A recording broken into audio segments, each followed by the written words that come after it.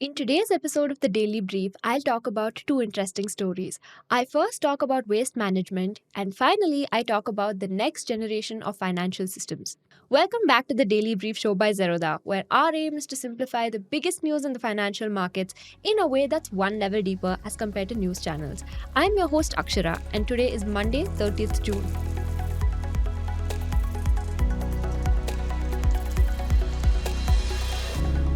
Coming to the first story. So, what happens to your waste once it leaves your home? Most of us picture garbage trucks or trash bins, the visible end of a complex chain. But that's just the closest end of a 7 step process which begins the moment waste is created and continues through monitoring and regulation. The 7 steps generation, segregation, collection, transportation, processing, disposal, and monitoring form a single interconnected chain. Weakness in any area can bring down the entire system. Unfortunately, in India, waste often jumps directly from generation to disposal, skipping crucial middle steps. And that's why mountains of mixed garbage pile up in dumps instead of being turned into valuable resources. As a commercial opportunity, the sector is worth around $7.85 billion and is expected to grow at over 5% annually. But there are many niches in this chain that are yet unexplored. A lot goes into converting waste to wealth, and understanding the complete journey is extremely important if you want to get a sense of the sector. So let's break each step down. India generates over 170,000 tons of municipal solid waste daily, according to the Central Pollution Control Board. That's a lot. It's not that each of us generates that much garbage, others are much more prolific. Americans, for instance, throw away 2.2 kg per person daily, while the average Indian generates only 123.45 grams per day, although that's slightly underestimated. But with 1.4 billion people, even small amounts per person can create mountains of waste. What makes things more complicated is that there are many types of waste, and ideally, they should all be handled differently. There's household and commercial garbage, which together form municipal solid waste or MSW. There's also hospital waste, hazardous industrial waste, construction debris, and electronic waste, which aren't even included in the official figures, making them much harder to track. Ideally, that waste would all be segregated. That is, it should be sorted right at the source into wet or biodegradable waste, dry or recyclable waste, and hazardous categories. That would make everything else much simpler. But that's not something we do. Although the government mandated segregation in 2016, not a single state achieved 100% segregation as of 2022. Many cities simply don't enforce rules strictly, fearing voter backlash. Most states report segregation levels below 50%, and some towns don't even have the practice of segregation. Worse still, even when people segregate carefully, garbage trucks often mix everything together because cities lack separate collection systems. That poor segregation from the start means that all our waste gets mixed together, messing up the entire journey. Now, coming to collection.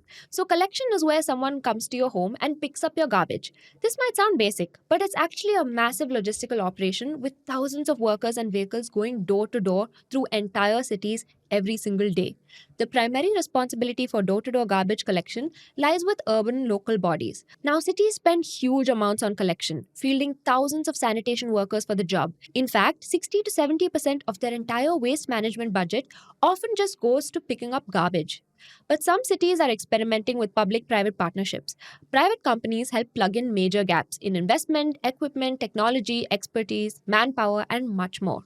They can raise capital to buy expensive equipment that cash strapped and bureaucracy ridden municipalities can't afford. Antony Waste is one of the major companies in this space. It's one of the top 5 players in India's MSW management industry and works with municipalities in Mumbai, Noida, Delhi, to name a few. Its business runs across the waste management value chain, in fact. But among other things, they carry out mechanized road sweeping and collect waste. There are others in the space though. A lot of Chennai's waste collection and transportation systems, for instance, is run by Resustainability Limited. It covers 115.5 square kilometers of the city with 850 electric vehicles, 15 compactors, and 15 mechanical sweepers. They also conducted an extensive waste collection and transportation project with Greater Hyderabad Municipal Corporation. But the champions of this story are India's informal sector. India has an estimated 1.5 million waste pickers and scrap dealers who recover over 20% of municipal waste. They plug in some of our gaping issues with segregation. And they sort through our mountains of garbage to separate materials like plastic bottles, newspapers, and metal scraps. This network achieves recycling rates of 70 to 80% for paper and over 90% for metals, rates that match developed countries through a completely different system. They then sell these materials to aggregators who supply recycling factories. Collecting garbage is a complicated endeavor, and we often end up with gaps. In fact, some hard to reach areas get skipped altogether.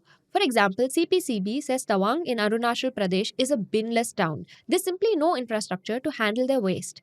But even where coverage is good, service can be unreliable. Collection routinely gets delayed as bins overflow. And if all the garbage is collected, most of it is still done by hand with workers lifting heavy bins and bags into trucks. These systems are often stretched to the limit and can break down if even one worker falls ill. Many cities don't have enough vehicles or have old trucks that keep breaking down. These vehicles are needed not only for collection but also for the next step, transportation. Once waste is collected, it usually goes to processing plants, recycling facilities, or landfills. And how does it go there?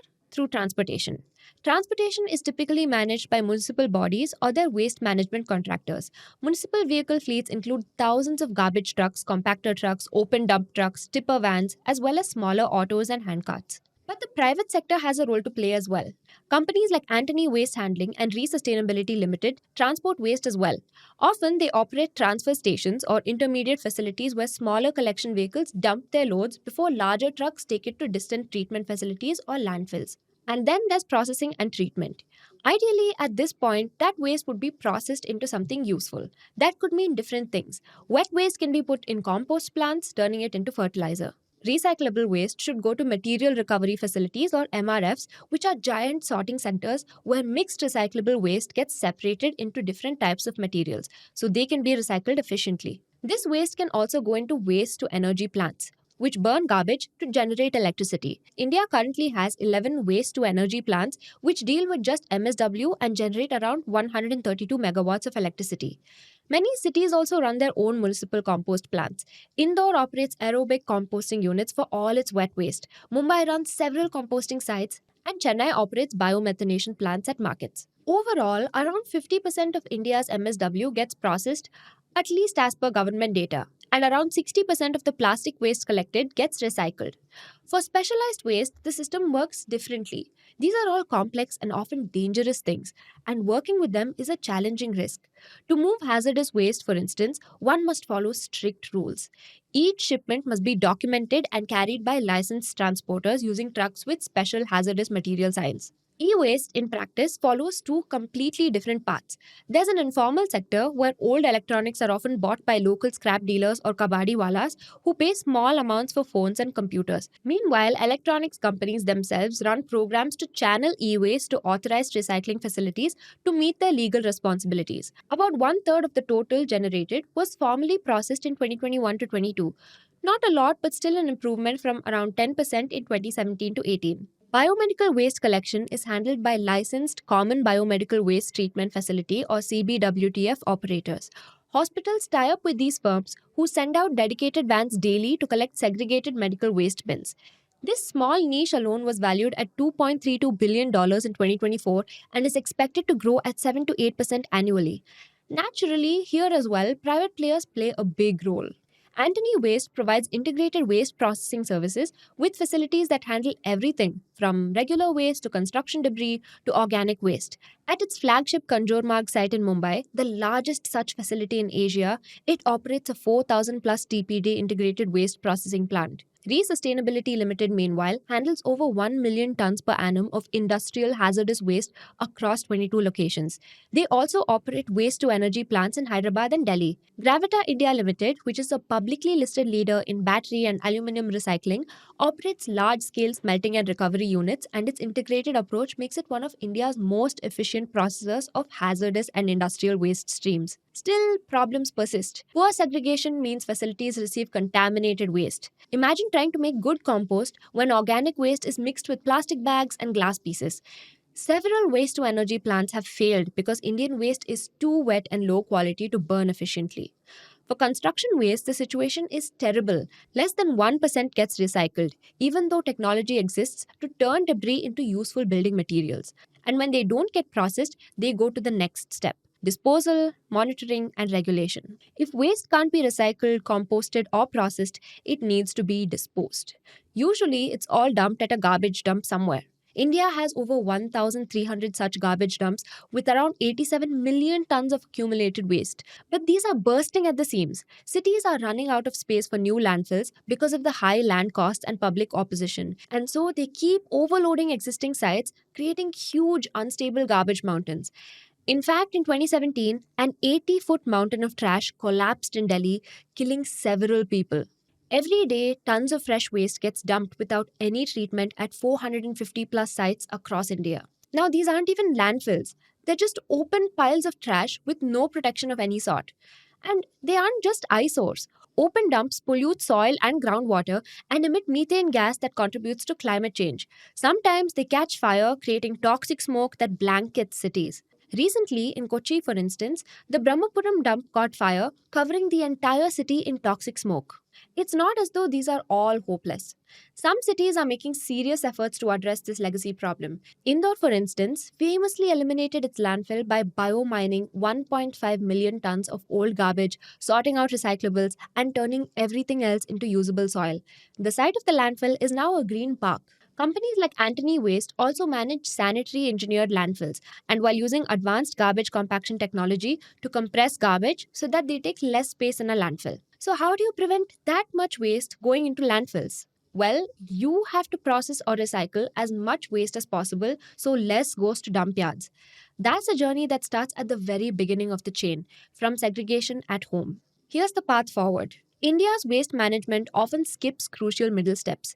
Every time a step is bypassed, however, the entire chain breaks down. That dysfunction ripples all the way down the chain, ending at these garbage dumps. Conversely, though, the better we get at following each step in the chain, the more the entire system strengthens. Good segregation makes collection more efficient. Clean collection improves processing quality. Effective processing reduces disposal burdens, and so on. To resolve India's waste crisis, there are many steps in this chain that must be fixed. Some of those also lend themselves to commercial opportunities. As private players have come in, that has helped us make a lot of progress. But we can do better. In a world where sustainability and growth are often at loggerheads, this is a billion-dollar industry with the side effect of a livable, breathable, healthy environment. Now, coming to the next story. What does a next generation financial system look like? There's an institution that most people know nothing about, but it releases a report every year which the financial world treats as scripture. That institution is the Bank for International Settlements, or the BIS. Many call it the central bank of central banks.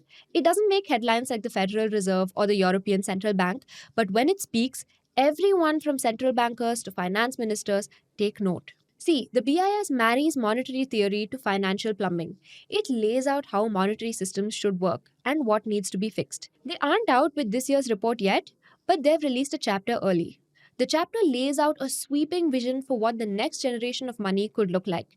In one word, it's tokenization. Now, monetary systems are Greek and Latin to most people, us included. But we thought we'd take the plunge, dive into the esoterica, and try and explain what we understood. And the core of this chapter is redesigning the foundations of money. This chapter in question is the next generation monetary and financial system. Its argument is simple but radical. We are entering an era where money and everything to do with it can be rebuilt from the ground up using a new kind of digital infrastructure, something far more powerful and flexible than what we have today. That architecture is tokenization. That's the idea behind cryptocurrencies as well, but that's not what the BIS focuses on. They see tokenization as a way of making money and assets digitally native and programmable, which could create a safer, faster, smarter financial system. This system could still revolve around central banks, but would work at a speed and scale that's appropriate for the digital age. But before we get there, let's start at a very fundamental idea.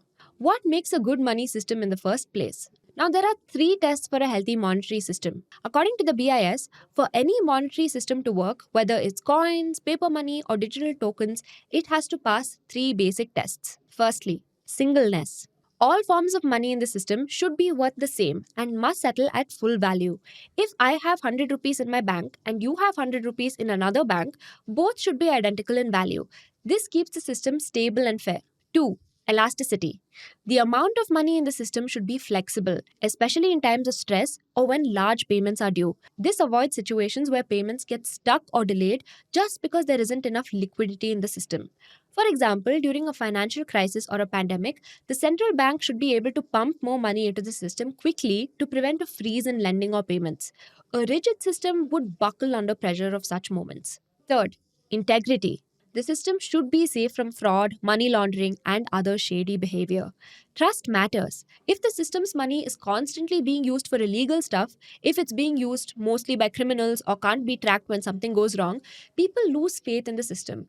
And without people's trust, it stops working as a money system. Today's central bank led systems generally pass these three tests. They may be clunky or slow, but they work. Any future system that replaces these should not just keep passing these tests, but actually improve on them. Here's why stablecoins don't pass the test. At this point, the BIS turns its attention to stablecoins, which are private digital tokens like USDC or Tether, which claim to maintain a stable value by being backed by real world money or assets. Think of stablecoins as digital IOUs. Each stablecoin token promises that you can redeem it for a specific amount of real world money, usually $1. Because of that promise, they are mostly used in crypto trading to move money quickly without converting it to traditional bank money. Only these are not issued by central banks. They're issued by private companies, and the stability depends entirely on whether those companies are telling you the truth, that they really hold those assets and are able to return your money when asked. Stablecoins might sound like a viable payment solution. Money with the benefits of cryptocurrencies, but with the volatility. But the BIS completely dismantles that idea. According to them, stablecoins fail at all three tests. First, they fail singleness. So, for money to work, well, any unit should be worth the same as another, no matter who holds it or where. But stablecoins don't guarantee that. Even the most popular ones like Tether can trade below par, especially during stress. In a crisis, redemption becomes difficult and the token no longer equals the dollar it's supposed to represent. Second, they fail elasticity. Good money systems can expand or contract based on economic needs, but stable coins operate on a rigid cash in advance model, which means new coins can only be created if someone puts real money in. This limits their usefulness in a crisis when economies need flexible liquidity. Third, they fail integrity. Stablecoins often run on public blockchains where users are anonymous and there's little oversight. That opens the door to money laundering, terrorist financing, and other illicit use. It's not that stablecoins are necessary evil or fraudulent, but because of their structure, they're not a great candidate for being money. So, what's the alternative? Enter tokenization. The real heart of this chapter is the promise of tokenization. So let's pause and explain what that actually means. In simple terms, tokenization is the process of turning anything of value, money, stocks, bonds, or even art, into a digital token. This token lives on a secure, programmable platform. Now, this isn't just a matter of representing things online. These tokens are based on rules. They interact with other tokens automatically and settle instantly. Right now, if you want to buy a house, here's what you do: you sign papers, you wait for banks to process the mortgage, the registry takes days to update, money moves through separate systems. Now, imagine if the ownership deed of the house and the money you're paying both exist as digital tokens on the same platform. As soon as both tokens are ready, your money and the house deed, the transaction could execute automatically. You don't bear the stress of figuring out when your loan will come through or making rounds of the registry. The ownership shifts and the money moves in real time. There's no room for disputes. Everything is coded into the system.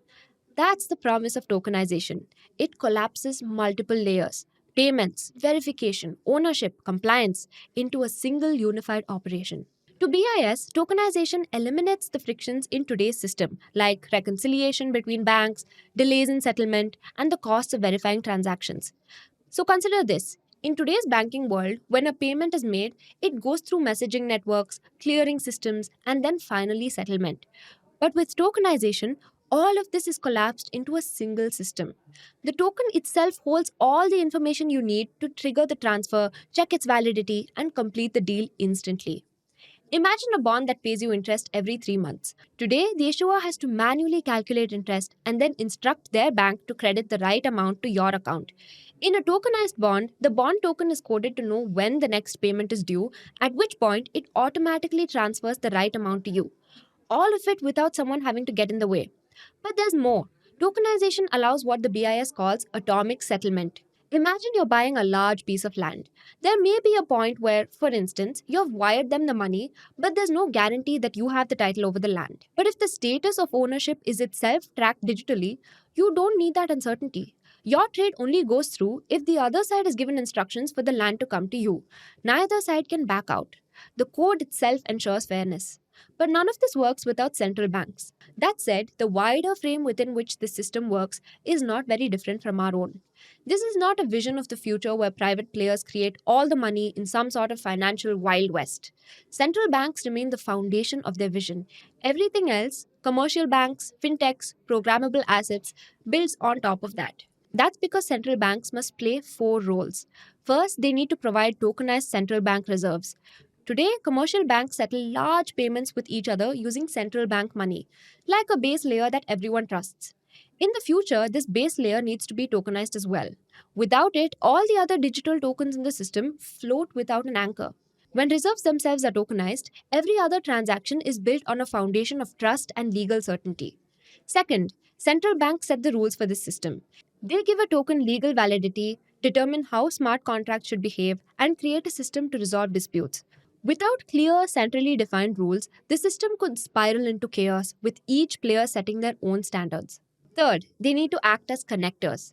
In the same way that smartphone operating systems allow developers to build apps, central banks should provide the secure infrastructure where private players can innovate safely. They create the framework within which banks, startups, and payment providers experiment with new products, and they must do so without jeopardizing the system's stability. And finally, they must preserve the two tier system. In today's world, central banks issue money, but people like you and me use banks to access it. That division works well. Commercial banks manage customers, loans, and credit, while central banks maintain trust. In the new world of tokenization, we don't want central banks to have to deal directly with every citizen. That would overload them. And it's not about tech, it's about trust. For all the talk of ledgers, tokens, and smart contracts, the BIS keeps coming back to one old school idea: trust. The future of money must be trustworthy. It must work in crises. It must include everyone. And it must anchor itself in institutions people can rely on. It's only if a system has trust that it would be a true evolution from our current system of money. Replacing our monetary system wholesale with something like cryptocurrency is a fever dream. But we can redesign our systems of money using its best features while keeping the foundations of money strong. If tokenization is done right, they argue, it might just make that foundation even stronger. Now, coming to the tidbits. The government has officially discontinued the toll operate transfer or TOT model, which accounted for over Rs 48,995 crore or 35.1% of NHAI's total asset monetization so far. Union Minister Nitin Gadkari confirmed the shift, citing concerns over disproportionate returns to foreign investors and limited domestic access. The focus now moves entirely to infrastructure investment trusts or INVITs or INVITs, which are expected to offer around 8.05% returns to investors. The Highways Ministry had earlier achieved 71% of its 1.6 trillion rupee monetization target for FY22 to 25, largely through TOT. The ministry had also planned 3 new TOT bundles per quarter, but that direction has been overruled. Instead, Gadkari personally intervened with Niti Aayog to revise the targets, ensuring they are now met solely via INVITs. Now coming to the next tidbit. Tata Capital Limited has launched a Rs 1,752 crore rights issue as part of its capital raising efforts ahead of its proposed IPO, expected by September 2025.